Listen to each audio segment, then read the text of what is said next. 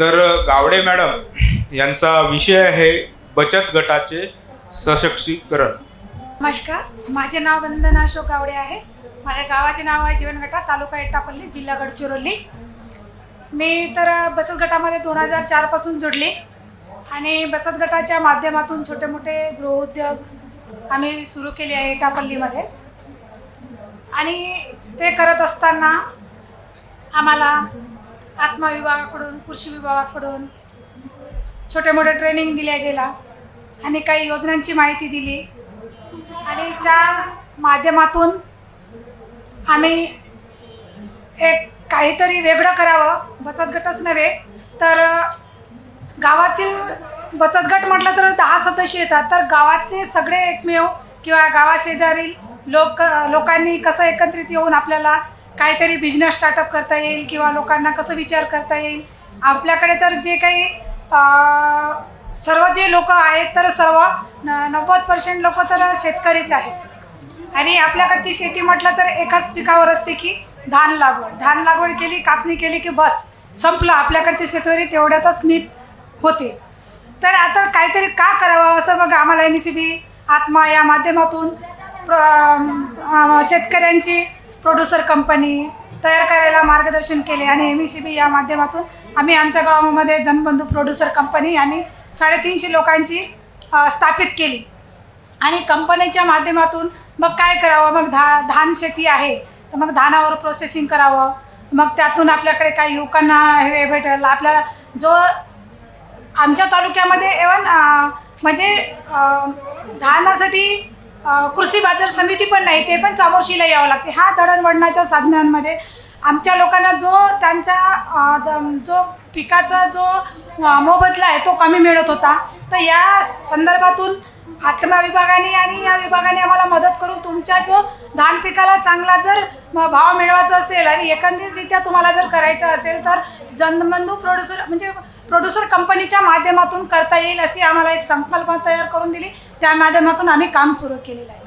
आणि एक तर दुसरी गोष्ट, आता पुरुष आणि महिला शेतकरी बचत गट असे सर्वात मिळून आम्ही 350-400 लोकांची प्रोड्युसर कंपनी तयार केली.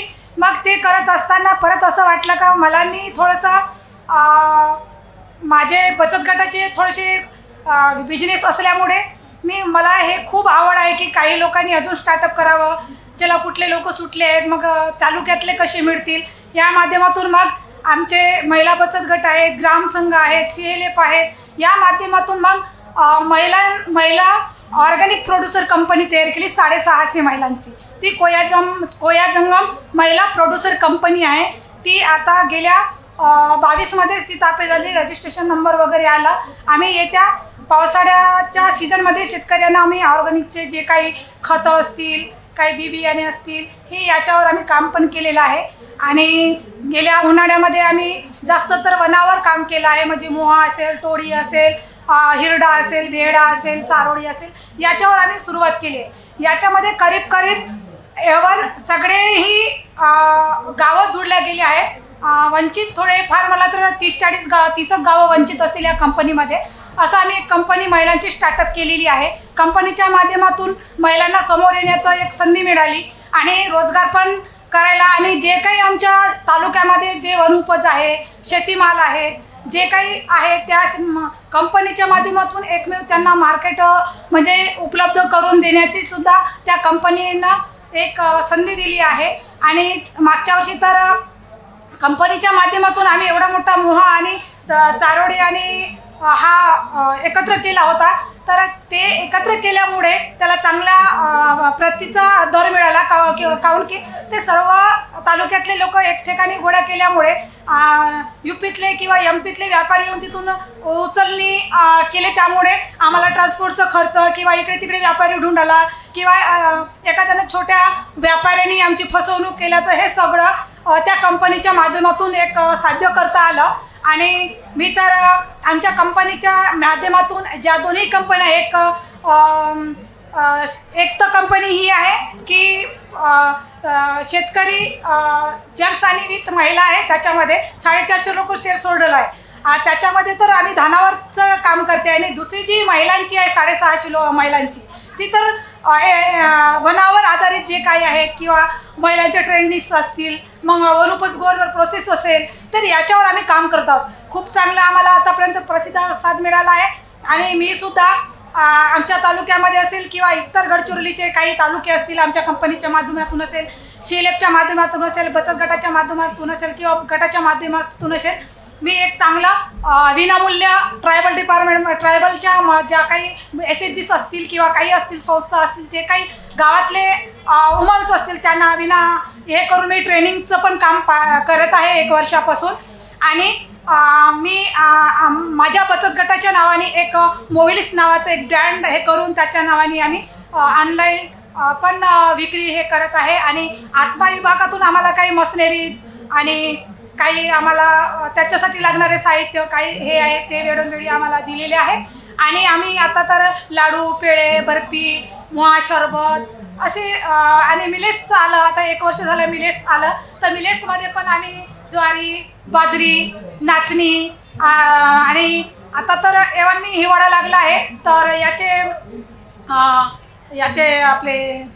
याचे लाडू पण बनवले आहे, डिंक घालून आपला राजगिरामध्ये डिंक घालून ड्रायफ्रुट्स घालून. जसं हेल्थवर जास्त आम्ही काम करतो आहे की काहून म्हटलं तर आजकाल कुठं म्हणजे प्रत्येक याच्यामध्ये फर्टिलायझर्स वापरून आतापर्यंत प्युअर ऑर्गॅनिक आमच्या तालुक्यात म्हणा किंवा जिल्ह्यामध्ये सुद्धा प्युअर ऑर्गॅनिकची शेती अजूनपर्यंत ही झाली नाही, असेल तरी खूप कमी. तर लोक जर जे सकाळपासून सायंकाळपर्यंत सेवन करतात ते तर पूर्ण आपल्या शरीराला हानिकारक आहे. तर वनातील जे काही नैसर्गिक संपत्तीपासून जे काही बनाले जे आहे त्यापासून ऑर्गॅनिक प्रोडक्ट्स कसे आपल्याला तयार करता येईल त्याच्यापासून आम्ही जास्त फोकस केला आहे ह्या कंपनीच्या माध्यमातून आणि बचत गटाच्या माध्यमातून. आणि आम्ही त्याच्यापासून भरपूर प्रोडक्ट बनवण्याचं सुरू आहे. आणि असं आमचं एक जननी सुरू आहे एटापल्ली तालुक्यामध्ये.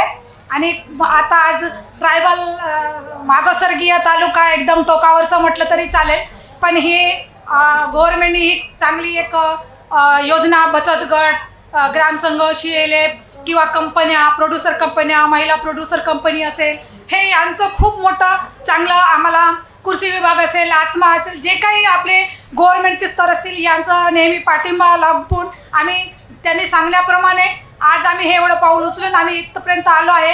तरी आज एवढ्या मोठ्या या प्रोग्राममध्ये ॲग्रोव्हिजनमध्ये आम्हाला एक बोलण्याची संधी किंवा आमचं एक प्रेझेंटेशन कुठं ना कुठं महिला आता थोडंसं एक पायरी आमच्या भागातून आली आहे म्हणून मला एक संधी दिल्याबरोबर आयोजकाचं थँक्यू.